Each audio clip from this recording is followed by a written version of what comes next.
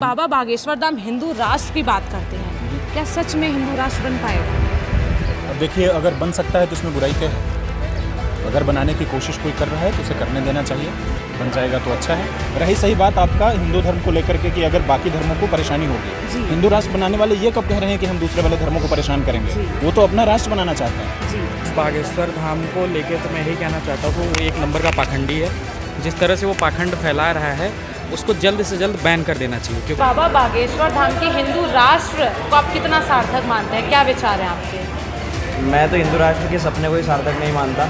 लेकिन बाबा तो एक ऐसी महिला को भी आशीर्वाद देकर बच्चा पैदा करवा देते हैं जिनकी बच्चादानी ही नहीं। वो अब जो भी उसका मेडिकल फैक्टर है या जो भी बाबा की बात है, वो बाबा और वो महिला जाने, ठीक है। वो उसकी आस्था और वो उसके पूज्य गुरुदेव या जो भी हैं की संख्या में लोग बाबा बागेश्वर धाम के हिंदू राष्ट्र की बात कर रहे हैं और कहीं ना कहीं सनातन धर्म की बात करते हैं। क्या कहना चाहेंगे? सनातन धर्म के बारे में देखा जाए तो एक तरह से है कि हमारे हिंदुओं में कहीं ना कहीं एक तरह से एकता नहीं है। देखिए, बागेश्वर धाम सरकार का ज़्यादातर तो देखा जाए तो हिंदू राष्ट्र पे ज़्यादा बात होती है, लेकिन मेन चीज़ अभी मुद्दा विकास का अगर देखा जाए तो विकास की ज़्यादा बात करनी चाहिए।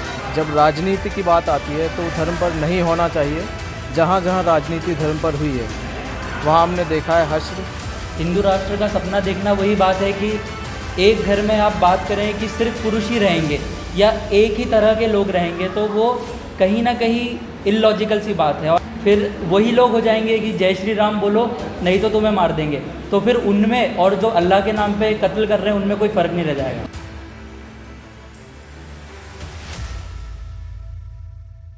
हमारा भारत देश जहां हर धर्म को समान माना जाता है, हमारा संविधान ये इजाज़त देता है कि कोई भी व्यक्ति किसी भी धर्म का पालन कर सकता है। लेकिन आजकल हमारे देश में धर्म को लेकर माहौल गरमाया हुआ है।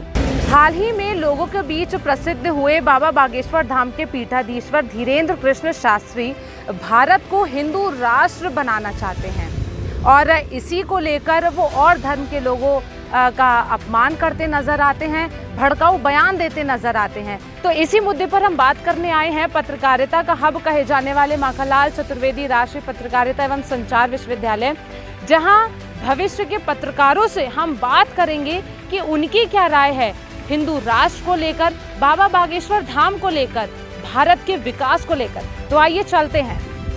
तो पत्रकारिता का हब माने जाने वाले माखनलाल चतुर्वेदी राष्ट्रीय पत्रकारिता एवं संचार विश्वविद्यालय के परिसर में आज हम मौजूद हैं और आज हम बात करेंगे बड़े ही हॉट और ट्रेंडिंग टॉपिक पे बाबा बागेश्वर धाम पर। तो मेरा सवाल ये है कि बाबा बागेश्वर धाम हिंदू राष्ट्र की बात करते हैं, क्या सच में हिंदू राष्ट्र बन पाएगा? अब देखिए, अगर बन सकता है तो इसमें बुराई क्या है। अगर बनाने की कोशिश कोई कर रहा है तो उसे करने देना चाहिए, बन जाएगा तो अच्छा है। संविधान में ऐसा नहीं कहा गया है कि हम अपना हिंदू राष्ट्र नहीं बना सकते हैं। जो लोग हिंदू राष्ट्र बनाना चाहते हैं उनको भी उतनी ही जगह मिलती है। लेकिन संविधान में सेक्युलर वर्ड है, धर्मनिरपेक्षता की बात होती है, तो ऐसे में हर धर्म अपने अनुयायियों को अपने धर्म को फॉलो कर सकता है। तो ऐसे में हिंदू राष्ट्र तो खुद में एक अलग छवि बनाकर संविधान में संशोधन की भी अनुमति खुद संविधान ही देता है। तो अगर ऐसी जरूरत पड़ती है कि संविधान में संशोधन हो तो हो सकता है, इसमें क्या परेशानी? तो ऐसे में अगर हिंदू राष्ट्र बनता है और धर्म के लोगों को अगर किसी तरीके की कोई परेशानी है या सबके विचार इस विचारधारा से नहीं मिलते हैं, तो ऐसे में क्या हम संविधान का उल्लंघन नहीं कर रहे हैं? नहीं, अगर संशोधित कानून करके लेके आएंगे तो फिर कोई संविधान का उल्लंघन नहीं होगा। रही सही बात आपका हिंदू धर्म को लेकर के कि अगर बाकी धर्मों को परेशानी होगी, हिंदू राष्ट्र बनाने वाले ये कब कह रहे हैं कि हम दूसरे वाले धर्मों को परेशान करेंगे? वो तो अपना राष्ट्र बनाना चाहते हैं। जी, चलिए, बहुत शुक्रिया। आप क्या कहना चाहेंगे बाबा बागेश्वर धाम के हिंदू राष्ट्र? बागेश्वर धाम को लेकर तो मैं यही कहना चाहता हूँ, वो एक नंबर का पाखंडी है। जिस तरह से वो पाखंड फैला रहा है उसको जल्द से जल्द बैन कर देना चाहिए। क्योंकि अभी हाल में ही आपने 2-3 न्यूज़ देखी होंगी कि उसके सत्संग में आने वाले एक महिला की मौत हो गई, एक बच्ची की मौत हो गई। वो कमी इसलिए थी कि उसने इस तरह से प्रेरित किया कि दवाई की ज़रूरत नहीं है, तुम्हें सबसे ज़्यादा ज़रूरत है कि तुम आस्था में भरोसा करो। लेकिन आस्था में भरोसा करना कोई गलत बात नहीं है, अच्छी बात है, लेकिन उसके साथ साथ हमें दवाइयों की भी ज़रूरत है। लेकिन उसने इस चीज़ को बढ़ावा दिया, भूत प्रेत और ये बाबा वाले ढोंग की बढ़ावा दिया, जिसकी वजह से उसके सत्संग में आने वाले लोगों की मौत हो रही है। तो लेकिन भीड़ तो मतलब लाखों में आती, तो क्या ये जितने भी भक्तगण हैं ये जो है सही नहीं कर रहे? नहीं नहीं, भीड़ तो देखिए, भीड़ तो यहाँ पे अगर हम बंदर का खेल कर दें तो वहाँ भी भीड़ इकट्ठा हो जाती है, तो उसकी वो बात अलग है कि भीड़ आती है। ये बात है कि पाखंड और सच की बात है। तो लेकिन यहाँ हिंदू राष्ट्र की अगर वो बात कर रहे हैं तो इसमें पाखंड और गलत क्या हो? नहीं, मुझे नहीं लगता कि कोई हिंदू राष्ट्र बनाने की ज़रूरत है। भारत एक बहुत स्वतंत्र देश है, यहाँ पे हर धर्म और जात के लोगों को रहने का क्या कहते हैं अनुमति है। यहाँ पे हर कोई धर्म विशेष के लोग यहाँ पे रह सकते हैं। कोई ऐसी बड़ी बात नहीं है कि हिंदू धर्म बना देंगे तभी हिंदू बचेगा। हिंदू पहले भी स्वतंत्र था, हिंदू आज भी स्वतंत्र है। और बात कर रहे हैं कि जैसे हिंदू राष्ट्र की हम बात कर रहे हैं, हिंदू राष्ट्र बनेगा, लेकिन जो सवर्ण और दलित की जो खाई है पहले उसे भरा जाना चाहिए या पहले? देखिए, स्वर्ण और दलित की खाई, ये कोई खाई जो है ये बड़ी खाई नहीं है। इसको हमारे ही देश के नेता लोग बना रहे हैं। ये अगर हमारे देश में पॉलिटिक्स बंद हो जाए, पॉलिटिक्स इस तरह से बंद हो जाए कि जाति जाति में लड़ा के पॉलिटिक्स करना और अपने वोट बैंक के लिए थोड़ा सा बढ़ावा देना बंद कर दिया जाए, तो ये जाति की खाई जो है अपने आप ही भर जाएगी। सोशल मीडिया पे हेट स्पीचेस के मामले इतने बढ़ रहे हैं, कहीं ना कहीं धर्म और राजनीति को जोड़ा जा रहा है, तो लोकतंत्र को क्या इससे बड़ा खतरा नहीं हो सकता? बहुत बड़ा खतरा है। इससे ये है कि जो हेट स्पीच फैलाई जा रही है आजकल के नेताओं के द्वारा, बड़े पॉलिटिशियंस के द्वारा, इससे सबसे बड़ा खतरा जो है हमारी यूथ में है। हमारा यूथ आजकल इसके बहकावे में आ रहा है, जिसकी वजह से तमाम अराजक तत्व गतिविधियाँ समाज में कर रहा है। एक नेता के हेट स्पीच देने से समाज में दंगे फैल जाते हैं, हिंदू मुस्लिम की लड़ाइयाँ हो जाती हैं। तो सबसे पहली बात तो ये हेट स्पीच फैलाने वाले नेताओं को भी अंदर कर देना चाहिए। क्या भारत को हिंदू राष्ट्र बनना चाहिए या नहीं? देखिए, मुझे नहीं लगता कि अभी हिंदू राष्ट्र की कोई ज़रूरत है, क्योंकि भारत में हिंदू पहले भी सुरक्षित था और आज भी सुरक्षित है और आने वाले समय में भी सुरक्षित है। भूत प्रेत को सपोर्ट कर रहे हैं, लाइलाज बीमारियों के इलाज कर रहे हैं अपने चमत्कारों से, आप सपोर्ट करते हैं? देखिए, बाबा बागेश्वर धाम को तब सपोर्ट मैं करूंगा जब वो सच के साथ खड़े होंगे, जब वो अपने क्या कहते हैं आस्था के साथ साथ लोगों को प्रेरित करेंगे कि दुआ के साथ साथ दवा की भी ज़रूरत है। लेकिन वो आस्था के लिए हनुमान चालीसा की भी बात करते हैं और साथ में डॉक्टर की सलाह लेने के लिए भी तो कहते हैं। देखिए, डॉक्टर की सलाह लेने के लिए अगर कहते हैं तो उनके ही सत्संग में 2 लोगों की मौत ना हो जाती, क्योंकि समय से उनको हॉस्पिटल नहीं पहुंचाया गया, जिसकी वजह से उनकी मौत हो गई। क्या नाम हुआ आपका? अंकिता श्रीवास्तव। हमारे भारत देश में चर्चा विकास के मुद्दों पर होनी चाहिए या धर्म पर? विकास के मुद्दों पे। लेकिन चारों तरफ चर्चा तो धर्म के बारे में है, लोग हिंदू राष्ट्र की बात कर रहे हैं। नहीं, पर मेरे हिसाब से लगता है विकास के मुद्दों पे बात करें तो ज़्यादा बेटर रहेगा। लेकिन आज लाखों की संख्या में लोग बाबा बागेश्वर धाम के हिंदू राष्ट्र की बात कर रहे हैं और कहीं ना कहीं सनातन धर्म की बात करते हैं, क्या कहना चाहेंगे? सनातन धर्म के बारे में देखा जाए तो एक तरह से है कि हमारे हिंदुओं में कहीं ना कहीं एक तरह से एकता नहीं है जी। और अगर एकता नहीं है तो फिर हिंदू राष्ट्र कैसे बन पाएगा? क्योंकि हिंदुओं में सवर्ण और दलितों में ही इतनी गहरी खाई है, पहले उसी खाई का पटना ज़रूरी है और हम हिंदू राष्ट्र की बात कर रहे हैं। मुझे लगता है सबसे पहले ये खाई को निपटना ज़्यादा ज़रूरी है। जो हिंदुओं में जो हम लोगों का है एकता, वो ज़्यादा ज़रूरी है। तो बाबा बागेश्वर धाम के चमत्कारों के बारे में आपने सुना है? सुना है। बाबा बागेश्वर धाम कहते हैं कि एक ऐसी महिला को वो आशीर्वाद दे देते हैं बच्चा होने का, कि उनका बच्चा हो जाए जिस महिला के बच्चा दानी ही नहीं होती है। तो क्या ऐसे चमत्कारों को आप कितना सार्थक मानते हैं? बिल्कुल भी नहीं। क्या नाम हुआ आपका? मेरा नाम अमन श्रीवास्तव। अमन, आज चारों तरफ बाबा बागेश्वर धाम के हिंदू राष्ट्र की बात हो रही है, क्या कहना चाहेंगे?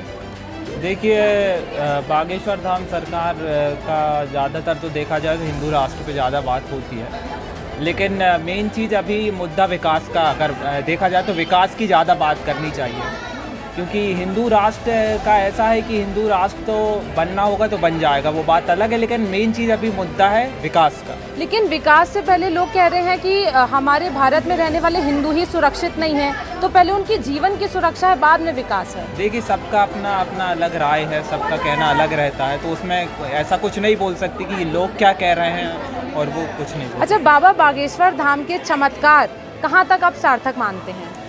देखिए, चमत्कारों का तो कुछ नहीं बोल सकता मैं, कि कुछ लोगों का मानना भी है, कुछ लोगों का नहीं मानना भी है, तो उसमें तो मैं कुछ नहीं बोल सकता कि ऐसा। बड़ी संख्या में, लाखों की तादाद में लोग बाबा बागेश्वर धाम के दरबार में पहुंच रहे हैं और लाइलाज बीमारियों के इलाज भी होते हैं। बाबा बागेश्वर धाम ऐसे दावा करते हैं, तो कितना सार्थक मानते हैं? देखिए सबका अलग अलग अपना राय रहती है। कुछ कुछ लोग जो है वो मानते हैं, तो उन लोग अगर ठीक हो रहे हैं तो वो बाबा को मान रहे हैं। कुछ लोग नहीं मान रहे हैं क्योंकि उनकी समस्या का हल नहीं मिला। जी तो सोमेश, आज हमारे भारत देश में राजनीति विकास के मुद्दों के बजाय धर्म पर हो रही है, क्या कहना चाहेंगे? जब राजनीति की बात आती है तो धर्म पर नहीं होना चाहिए। जहाँ जहाँ राजनीति धर्म पर हुई है वहाँ हमने देखा है हश्र, सीरिया ले लीजिए, अफ़गानिस्तान ले लीजिए, पाकिस्तान हमारा सबसे करीबी देश है उसको ले लीजिए, श्रीलंका, कहीं ना कहीं वह भी एक तरह का धार्मिक मसला था। सोमेश, बाबा बागेश्वर धाम बड़े हॉट ट्रेंडिंग टॉपिक है। हिंदू राष्ट्र की बात करते हैं, उनका हिंदू राष्ट्र कहाँ तक सार्थक है?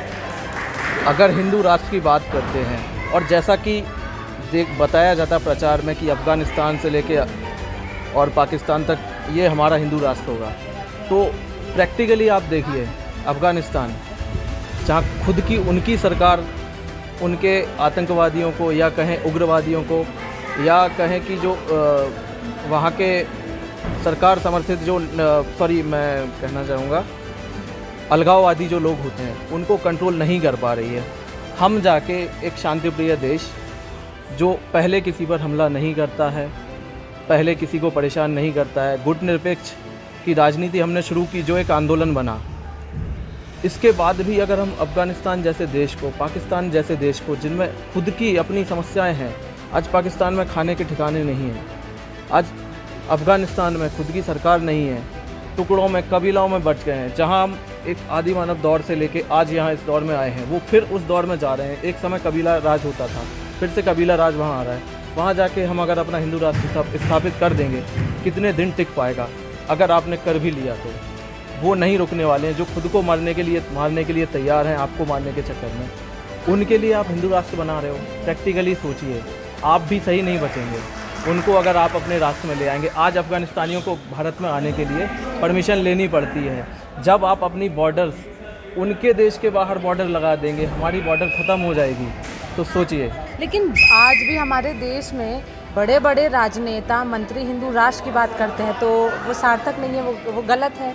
इसको प्रैक्टिकली इम्प्लीकेट करके बताइए। मैं ये कहता हूँ, क्या प्रैक्टिकल इम्प्लीकेशन इसके हैं?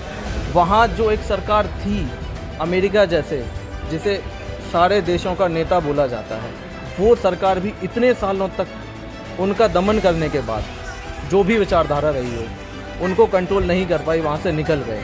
आप उनको अपने देश में रख के अपना नागरिक मान के उनको रोक पाएंगे?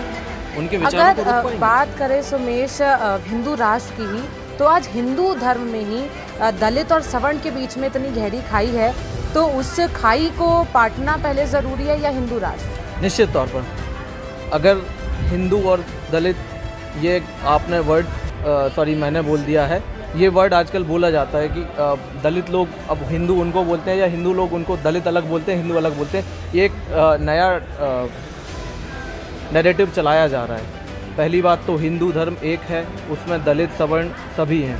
ये एक खाई आ गई है, ये धीरे धीरे पट भी रही है। लेकिन आज जिस तरह से बयानबाजी की जाती है, राजनीति की जाती है, आज दलित लोग भी काफ़ी पढ़े लिखे हो गए हैं, और ये जो पढ़ लिख गए हैं वो लोग अपने ही वर्ग के लोगों को, जो बोलते हैं हम दलित वर्ग के समर्थक हैं या उनके साथी हैं, वो लोग पढ़ लिख कर केवल उनको भड़काने का काम कर रहे हैं। अगर करना ही है तो आप जो आरक्षण लेके इतने अच्छे अच्छे पदों पर बैठे हैं, आज आप मंत्री हैं, आज आप राष्ट्रपति हैं, तो क्यों नहीं आप आरक्षण छोड़ दीजिए? क्यों नहीं आप आरक्षण छोड़ के दलितों को, जिन्हें आरक्षण एक लिमिटेड चीज़ है, लोग ज़्यादा हैं, अगर 10 लोग हैं, 10 लोगों में से 4 को आरक्षण मिला है, तो मुझे लगता है कि अगले बार उनको आरक्षण छोड़ना चाहिए, ताकि आपके ही वर्ग के लोग, जो 6 लोग बच गए हैं, उनको अगली पीढ़ी को आरक्षण मिले, वो भी अपलिफ्ट हो पाए। बाबा बागेश्वर धाम के चमत्कारों को लेकर क्या कहना चाहेंगे? बाबा बागेश्वर धाम के चमत्कारों को लेके मैं जो सनातन धर्मी हिंदू धर्म के संत हैं, गुरु हैं, अधिकतर लोगों ने यही कहा है कि धर्म का प्रचार कर रहा है, लेकिन वो बचकाना बयान भी देता है, हम उसको समर्थन दे देंगे। ये हो गई धर्म के समर्थन वाले लोगों की। जो धार्मिक लोग हैं पूर्णतः धर्म का प्रचार करते हैं, जब वो लोग भी अगर ये एक साइटेशन दे रहे हैं कि हाँ बचकाना भी बोलता है, तो इस पर मुझे नहीं लगता कि किसी को इसको हाईलाइट करने की भी ज़रूरत है। जब उन्हीं के वर्ग के लोग संत समाज के लोग जब ये कहते हैं कि वो बचकाना भी बोलते हैं, तो निश्चित तौर पर ये बहुत बचकाना हरकत और बयान है।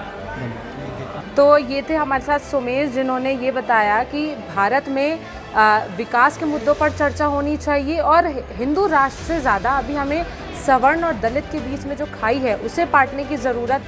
क्या नाम हुआ आपका? मेरा नाम आकाश तिवारी है।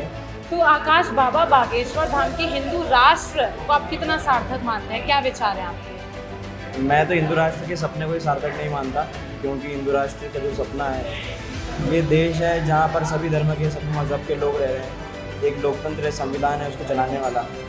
इस संविधान ने अधिकार दिया है सभी लोगों को, सभी धर्मों को, सभी समुदायों को कि वो एकजुट होकर इस देश में रहें। अब अगर ये हिंदू राष्ट्र बन जाएगा तो इसमें एक ही समाज की जो है, एक ही धर्म के लोगों की ज़्यादा प्रबलता होगी। और एक बात और कि अगर हिंदू राष्ट्र बनता है तो जो सबसे बड़ी दिक्कत मुझे लगती है कि ब्राह्मण दोबारा ये कहने लग जाएगा कि मैं ब्राह्मण हूँ, राजपूत दोबारा कहेगा कि मैं राजपूत हूँ। आज जो हम सभी वर्ग के लोगों के साथ बैठकर खा रहे हैं, पढ़ रहे हैं, दोबारा ये चीज़ें शुरू हो जाएगी कि ब्राह्मण अपने आप को मंत्री मानेगा, राजपूत अपने आप को राजा मानेगा, बनिया अपने आप को व्यवसायी मानेगा। और जो लोग अभी कुछ तबके से उठकर एक अच्छे वर्ग पर पहुँचे हैं, वो दोबारा उस गर्क में ढकेल दिए जाएंगे जिस समय उन्हीं से कुएँ खुदवाए जाते थे और उन्हीं को पानी पीने नहीं दिया जाता था, उन्हीं से सड़कें बनवाई जाती थी, वही सड़क पर नहीं चल सकते थे, वही घोड़े पालते थे, वही घोड़ों को नहलाते थे, लेकिन अपनी बारात में वही घोड़ों का उपयोग नहीं कर सकते थे। तो मैं अपने व्यक्तिगत रूप से मानता हूँ कि किसी भी एक धर्म का जो है देश नहीं होना चाहिए, क्योंकि ऐसी एक गलती जिन्ना ने भी की थी और आज वहाँ 300 रुपये किलो आटा मिल रहा है, 1500 रुपये किलो सेब है। तो ये गलती हम लोग ना करें, एक मिलजुल कर रहें तो ज़्यादा बेहतर होगा। लेकिन लाखों की तादाद में लोग बाबा के दरबार में पहुंच रहे हैं और इस मंशा को सपोर्ट कर रहे हैं, क्या कहना चाहेंगे? देखिए, किसी के विश्वास पर मैं सवाल नहीं उठा सकता। भागेश्वर धाम को अगर 1000 लोग मान रहे हैं, 1 लाख लोग मान रहे हैं, करोड़ लोग मान रहे हैं, वो उनकी आस्था है। किसी की आस्था पर सवाल उठाने वाला मैं कोई नहीं हूँ, ठीक है। अगर कोई हिंदू राष्ट्र को भी मान रहा है तो वो भी भाई उसकी आस्था है, मैं उसके लिए कुछ नहीं कह सकता कि तू गलत है। मैं अपना विचार रख सकता हूँ कि मेरे लिए कितना सार्थक है एक हिंदू राष्ट्र। मुझे लगता है कि भाई मैं आज अगर एक ब्राह्मण परिवार में पैदा हुआ हूँ, है ना, वो तथाकथित ब्राह्मण जाति जिसने भी बनाई या जो भी चीज़ें हुई, अब कोई और बनिया समाज में पैदा हो गया है ना, अब ये अपनी आस्था जिस भी चीज़ को लेकर रखें। क्या होता है ना, जब डिवाइडेशन होता है तो सब चीज़ों का डिवाइडेशन होता है। फिर एक समय आएगा कि ब्राह्मण कहेगा कि हनुमान मेरे भगवान है, कोई कह देगा कि बनिया कहेंगे अग्रसेन महाराज हमारे भगवान है, जो आदिवासी लोग हैं वो कहेंगे कि बड़ा देव हमारे भगवान है। भगवानों का भी डिवाइडेशन हो जाएगा, मुझे ऐसा लगता है। तो अभी जितना ये देश सेक्युलर रहेगा, क्योंकि इसके अकबर के 9 रत्न थे, उसमें बैरम खान के बेटे जो थे तुलसीदास, वो जब नदी के उस पार बैठते थे तो उनको इस तरफ से रहीम ने कहा था कि तुलसीदास ने रहीम से पूछा था कि धुरी धरत निज शीस पर कर रहीम के ही काज। जो मिट्टी लेकर अपने सर पर डाल रहे हो रहीम, बोलो ये क्या काज है? धुरी धरत निज शीस पर कर रहीम के ही काज। तो रहीम ने वहाँ से कहा था कि जी हाँ, रजमुनि पत्नी तरी सो खोजत महाराज, यानी कि जिस मिट्टी से अहिल्या बाई तर गई है तुलसी महाराज, मैं वो खुद खोज रहा हूँ। तो जब ऐसा इस देश में रहा है कि राम और रहीम एक साथ ही रहे हैं और सब चीज़ों में हम एकजुट होकर रहे हैं। आप अजमेर जाएंगे तो जो कावड़ की यात्रा निकलती है ना शंकर भगवान की, उसमें आप देखिए सबसे पहला स्वागत ही दरगाह कमेटी करती है अजमेर। ये मतलब आंखों देखी चीज़ें। तो मैं हिंदू राष्ट्र को सार्थक नहीं मानता। बागेश्वर धाम जी में जिसकी भी आस्था है, मेरी भी आस्था है, मैं भी मानता हूँ बागेश्वर धाम सरकार को, बाबा बजरंगबली को मानता हूँ, उसमें कोई दिक्कत नहीं है।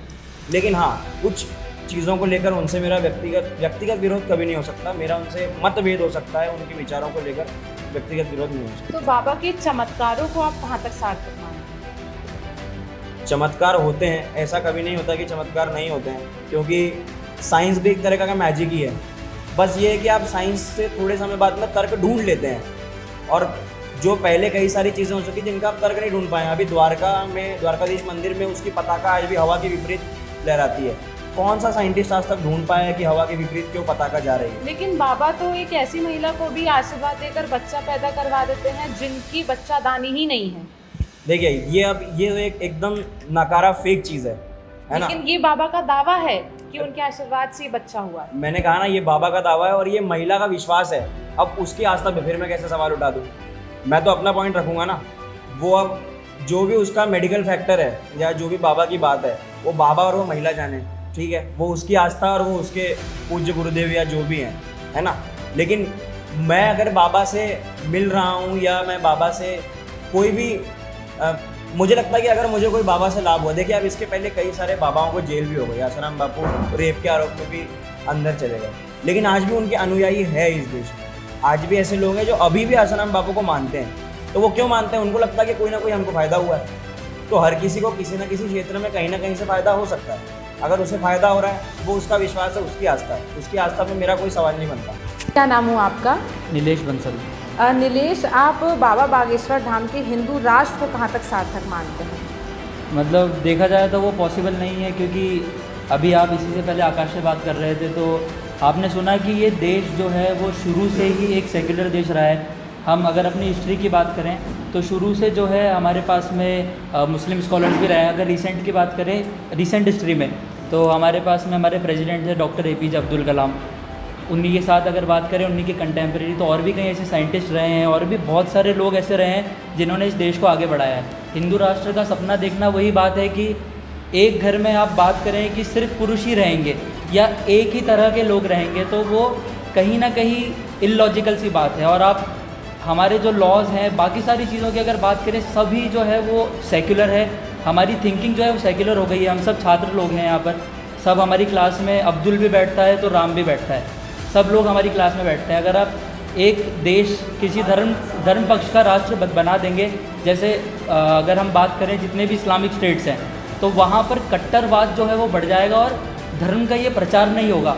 आप धर्म ज़बरदस्ती लोगों से फॉलो करवाएंगे। आप बोलेंगे कि फिर वही लोग हो जाएंगे कि जय श्री राम बोलो नहीं तो तुम्हें मार देंगे, तो फिर उनमें और जो अल्लाह के नाम पे कत्ल कर रहे हैं उनमें कोई फ़र्क नहीं रह जाएगा। लेकिन बाबा बागेश्वर धाम खुद ये कह रहे हैं कि आप अपने घर में चाकू छुरी रखिए, कभी भी ज़रूरत पड़ सकती है। AK सिंह करके एक विधायक थे, उनके भी कुछ भड़काऊ भाषण थे कि हर हिंदू को हथियार चलाना आना चाहिए, क्योंकि जब हमें मुसलमानों से युद्ध करना पड़ेगा तो हर हिंदू को हथियार चलाना आना चाहिए और हम हथियार चलाएंगे तभी इस देश को हिंदू राष्ट्र बना पाएंगे। तो आप ये बताइए कि मैं फिर से वही कहूँगा, हम जो जितने भी टेररिस्ट होते हैं उनको बहुत ज़्यादा क्रिटिसाइज़ करते हैं कि धर्म के नाम पर कत्ल कर रहे हैं, धर्म के नाम पर लोगों को मार रहे हैं, तो फिर उनमें और ऐसे हिंदुओं में जो भगवान के नाम पर कत्ल करेंगे उनमें क्या फ़र्क रह जाएगा? जब हमारा धर्म ही ऐसा है जो हमें सिखाता है कि बिना वजह हथियार नहीं उठाना चाहिए, तो वो लोग कुछ गलत नहीं कर रहे हैं, वो अपने धर्म का प्रचार कर रहे हैं। हमें अपने धर्म का प्रचार करना चाहिए, मगर अच्छे से। रामनवमी के दिन हम ये बता सकते थे कि राम भगवान की 5 ऐसी बातें जो आप अपने जीवन में लाएं तो उससे आपका उद्धार हो, ना कि ये कि आप जय श्री राम बोलो रामनवमी वाले दिन या अपने इंस्टाग्राम पे DP लगाओ। ये मुहिम चली इस बार एक कि अगर आप हिंदू हो, सच्चे हिंदू हो, तो अपने इंस्टाग्राम पे राम भगवान की DP लगाओ, तभी आप हिंदू कहलाओगे। ये मैं इन चीज़ों में नहीं मानता। मैं मानता हूँ कि आप अपने धर्म को कितना जानते हो। अगर मैं बता ही नहीं पा रहा हूँ हिंदुज़म का बेसिक क्रक्स क्या है और मैं हिंदुज़म का प्रचार कर रहा हूँ सिर्फ ये बोलकर जय श्री राम, राम ने क्या कहा है हमें वही नहीं पता, तो बस जय श्री राम बोलना। तो इसके लिए तो बाबा बागेश्वर ने कहा है कि 4 बच्चे करो और 1 बच्चा राम के नाम कर दो। खाने को चार बच्चों की अगर बात करूँ तो देश में अनएम्प्लॉयमेंट, भूखमरी, अभी रिसेंट जो फाइंडिंग्स आई थी उसमें पता चला था कि ग्लोबल पॉवर्टी इंडेक्स में इंडिया का 100 से भी पीछे रैंक है।